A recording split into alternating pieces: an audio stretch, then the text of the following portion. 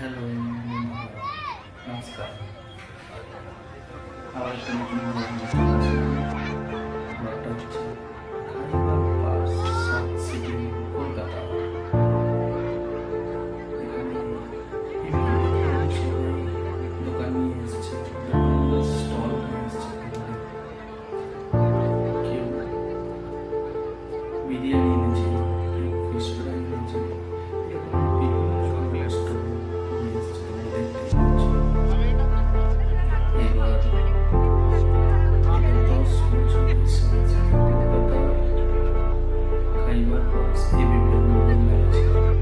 অনেকদিন ধরে ভাবছিলাম করবো, টাইম পাচ্ছি না। চেষ্টা করবো।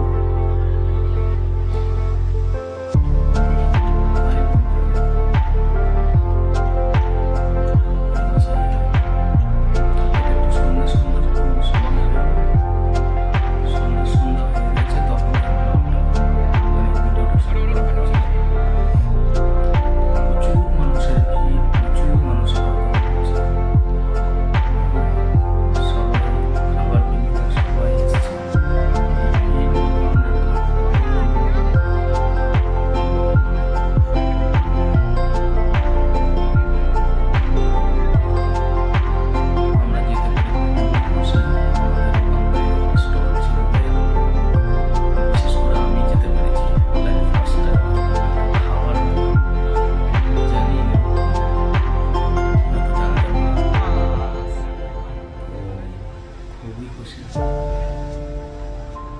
এই যে সবাই খাচ্ছে, কিনছে। তবে একটু গরমটা বেশি ছিল। গরমটা বেশি থাকার জন্য একটু প্রবলেম হচ্ছিল সবাইকার, কিন্তু খুব খুব খুব ভালো লেগেছে মেলাটা। চেষ্টা করবো নেক্সট বার আসার।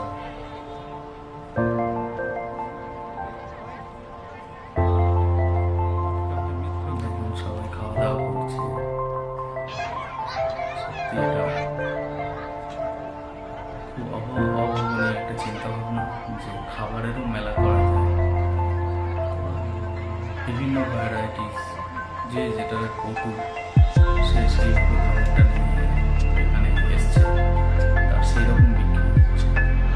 এই খাইবার পাসের মাধ্যমে কলকাতা সাউথ সিটিতে সবাই মিলে এসে পয়সা দিয়ে খাওয়া দাওয়া করে। এবিপি আনন্দ দ্বারা পরিচালিত। দারুণ একটা মেলা, যে মেলায় আমরা উপস্থিত ছিলাম, দারুণ লেগেছে।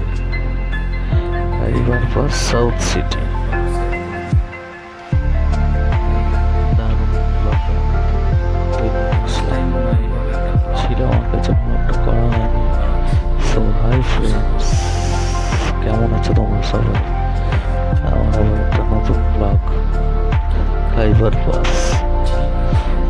টাটা। তোমরা দেখতে থাকো, কেমন লাগে একটু জানিও।